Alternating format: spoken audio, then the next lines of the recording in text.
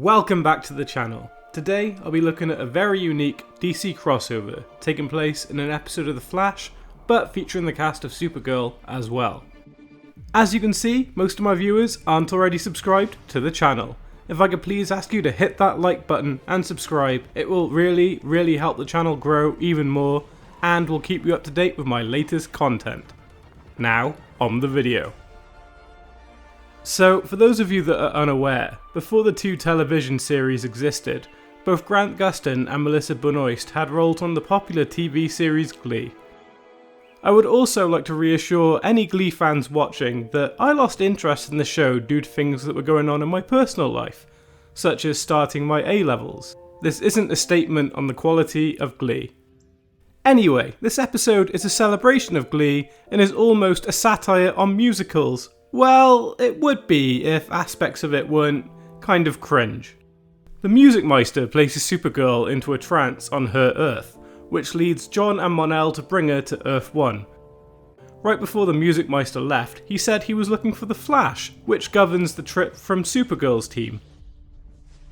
Unsurprisingly plot-wise, after the Flash loses a fight to him, he puts Barry under the same trance and he ends up in the same dream as Supergirl. The main plot is essentially Barry and Kara having to play out the events of a musical movie, with the hope that they will learn some kind of lesson surrounding love. I mean, these shows are both cheesy and they thrive on that, but this feels like a step too far. Oh, and this episode has the cliche trope of dying in the dream means you die for real. I mean, that could have been a lie. Regardless, I think it's an overdone trope if I'm being honest. According to the Music Meister, it was their subconscious minds that chose this setting as they both had fond memories of musicals as kids, which, had this not been a blatant love letter to Glee fans, would have had more meaning in my opinion. Personally, I would have preferred it to be the Music Meister's choice, as the setting definitely reflects him as a character. This episode is kind of fun. There are a lot of recurring characters from the Arrowverse, like Malcolm Merlyn and Professor Stein, both having alternate characters within this musical, not to mention an assortment of characters from both shows like Cisco and Win, who end up performing at the quaint club. I suppose this taking place in their minds would have led to a lot of characters they've already met. Their characters seem to parallel themselves too, as it would make sense for Merlyn to be a dodgy gangster running a club. It's just an added bonus that actor John Barrowman has a great singing voice as well. Oh, and the costumes in this setting really reflect everything from the 1920s to the 1950s, which definitely aids in the episode's aesthetic. The theme of needing to overcome their romantic problems and return to their relationships with Iris and Mon-El is totally overplayed and on the nose, as their weird plot pushes them together both romantically and sexually. This completely disgusts and irritates Barry and Kara, rightly so, I might add. As you can imagine, the main plot is resolved by the two couples finding each other and coming together.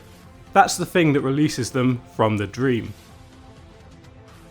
That's fine as far as the plot of a musical spoof goes, but I think they took it too literally. They could have found the emotional attachment in a much better way. Oh, and just as a side note, the partial plot from the musical is a poorly done version of Romeo and Juliet, portrayed through Iris and Mon-El's fathers hating one another. In terms of the subplot, we see the Kid Flash have his first proper fight on this Earth, which was cool, but I don't think they needed the Music Meister to do that. Although I did like the team up between Kid Flash, Martian Manhunter and Vibe. It actually looked like a pretty solid team.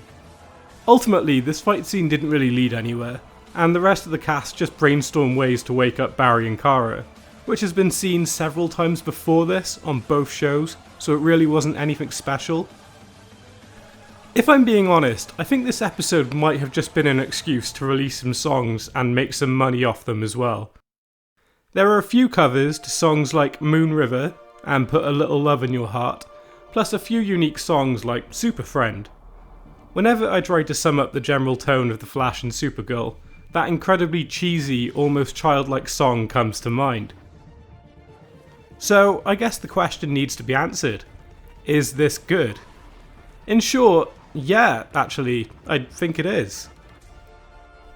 It sets out what it tries to do. It tells a cheesy romantic musical about people trying to find love. Despite the slightly satirical nature of this parody, it still hits the quota of what it intended to do. Although, on the other hand, it is referred to as a DC Arrowverse crossover. I suppose it is, but not in the traditional sense. Normally the Flash, Supergirl, and numerous other heroes would team up to defeat an evil being. In this case, it's more of a crossover between Barry Allen and Kara Danvers to take down the Music Meister, which is actually a really cool thing, and could only work with these two. You wouldn't see Oliver Queen and Kate Kane singing Vigilante Friend. Actually, please, can we make this happen? I really think that would be interesting to watch. Basically, if you're looking for a light-hearted crossover between The Flash and Supergirl, then this is definitely the one for you. But if you are hoping for an action-packed crossover with a deep and intense plot, then this fails miserably. Duet is definitely underrated, in my opinion, and thrives at being what it is. A warm coming-of-age story and an intense way to bring two DC couples together coherently. But what do all of you think? Please let me know in comments down below, as I post new videos every single week.